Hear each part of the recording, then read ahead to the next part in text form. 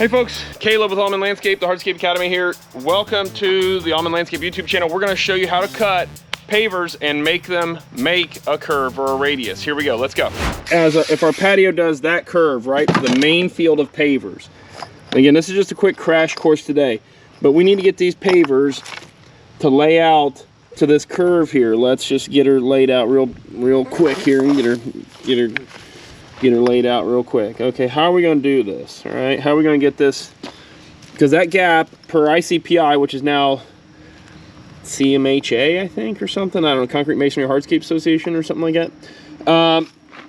And we teach this at Hardscape Academy. Our next training is September 4th, I think. I don't know, the hardscapeacademy.com. But we go over this in depth on how to do this stuff. What we want to do is we're going to try to figure out what the average radius is, right? So we're going to try to make sure these are all gapped where they pretty much have an average radius like this, right? Or an average opening like that. And our curve should be relatively, similar on that. So with that being said, what we do and what we're going to do is we've got to make this gap disappear and turn into here. And really, the quick and dirty way to do this is the quick and dirty way. Now, really, there's a couple different methodologies, but say your gap is the size of that tool there. One thing you can do is go through and actually just take a tool like this and transfer that on down. Because all we're going to do is take that gap and transfer it down to here, and so it makes that radius. We're going to take our speed square and we're going to transfer. We're going to go up to here as this is laid out, and we're just going to make we're going to transfer those along there like that, right? And so they're all going to average roughly about the same concept. Now, the more aggressive the turn, what we may need to do is start our cuts the opposite direction from this side, so that we don't, because these things will start to rotate and turn like that. It's a hard thing to explain. So from this side, we're going to start from this side over here and take our cuts off of this side. Use our small thing there. All these cuts should relatively be about the same across, the single radius here. Then if we need to, and this is, for mild curves, if it's a really aggressive curve, you may need to almost like keyway, kind of like what we're gonna do here. And again, this is the sped up, quick and dirty version of it. We go into more depth at Hardscape Academy in-person trainings on this. But you may need to keyway. You make a key like this. The double-sided cut, you would take this gap and split it between these two. So let's say that's a 1-inch gap.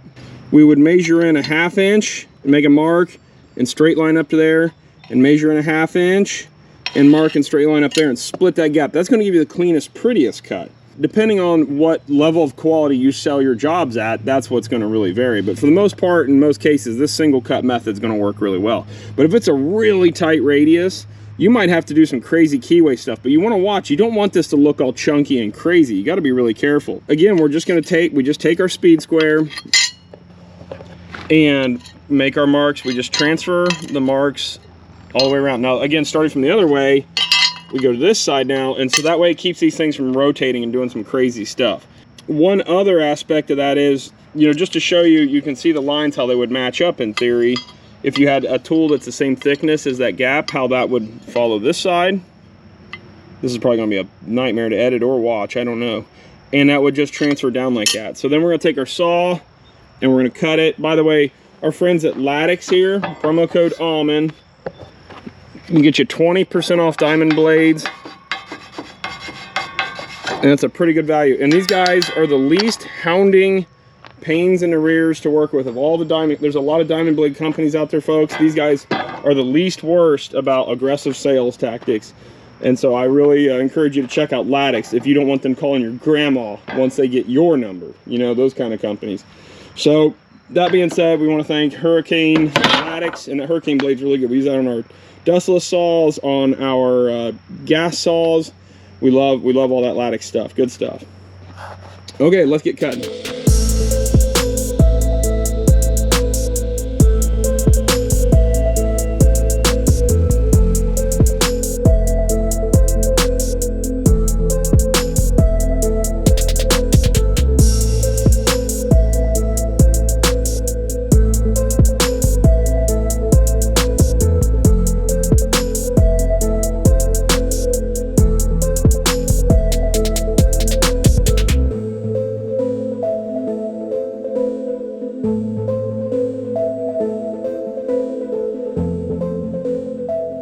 what you can see here, so we slap this thing together. It really is rough because we really slammed through this, right? But you can see how I was talking about, like, when you're trying to cut pretty aggressive, it can get choppy looking, right?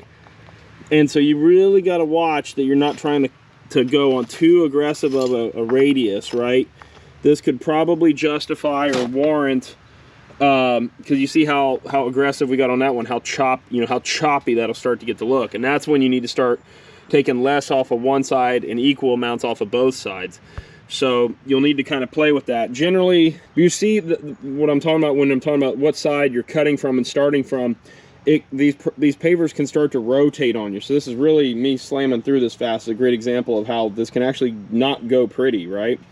So with that being said, you can see how this is starting to make a curved radius here, but we're really trying to get aggressive with the turns. Now, other things too, we can gap these just a little bit to get them prettier, right?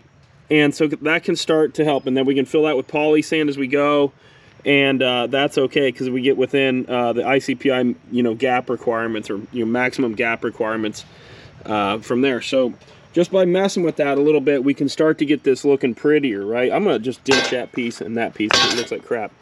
But we can start to mess with these a little bit to start to get just better looking curvature there. So now we're starting to look a lot better, right? So just by tweaking it a little bit, again, radius wise, a 7-foot radius is about as much as you're going to get away with those things looking nice and scalloped and everything. If you're cutting under a 7-foot radius, and again, a radius point right here where my feet are, in theory 7 feet that way, that's a 7-foot radius, 14-foot diameter, kind of our minimum size fire pit requirements when we do a circular fire pit patio area. Sorry for the panning there, making you dizzy. But so that gets the idea. So anything tighter than that, you're going to be cutting a lot, and you're going to need to do the double-sided cut method. Maybe even use a different banding paver. This is just your standard 4x8 banding paver. These are Unilock Holland Premier pavers. That's a deal. Also, too, we raised up our table saw there for better ergonomics. Ideally, too, when we can, we'll put this thing right next to the paver area. And we want to kind of limit movement as much as possible. A gas saw is going to be a lot faster, of course, but a lot of that's going to have to do with your dust control requirements on site, and you don't want to breathe that crap in because it's horrible for you. I mean, just look at all the material this thing grabbed. Like, that's all silica dust there, which is horrible for your lungs. I mean, just look up silicosis, and you might rethink your dry cutting and breathing that crap in. And a t-shirt, by the way, a t-shirt will not cut it as a filter. It won't stop the one thing, and as I cough, and it will not stop the silica dust. The particles are too small. So all this paper mask and all that bull crap everybody's wearing for a while, pretty much ineffective. But we felt better doing it. So that being said, we move this thing right up in here. I'm gonna make a better cage. Like Swihart's got that cage, J Squared Outdoor on Instagram. It's got that cage set up for this whole assembly. I'm gonna make one poor man status out of plywood and 2x4s or something, or 4x4s, 4x6s, to allow us to move everything at once and just pick up and set it on big trucks and trailers and that kind of crap.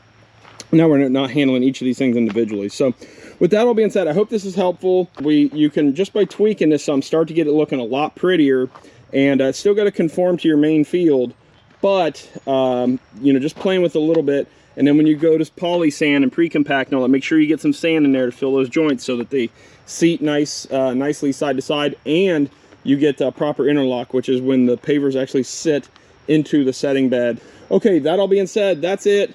Caleb here at the Hardscape Academy, Almond Landscape, thehardscapeacademy.com if you want to come take these classes in person. We'll walk through every bit of this with small groups of 6 to 10 people at a time. It's really good stuff. You can test run anything, check out our facility. We build retaining walls, we build a paver patio demo set. We go through a lot of stuff, lighting with our friends at Green Foundry, lots of things here at Hardscape Academy.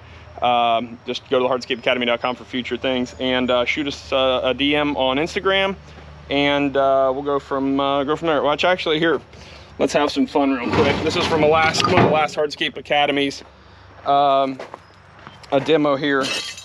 So this would be a paver that's sitting in the main field, right? And okay, cool. That's how that would sit against that paver main field, right?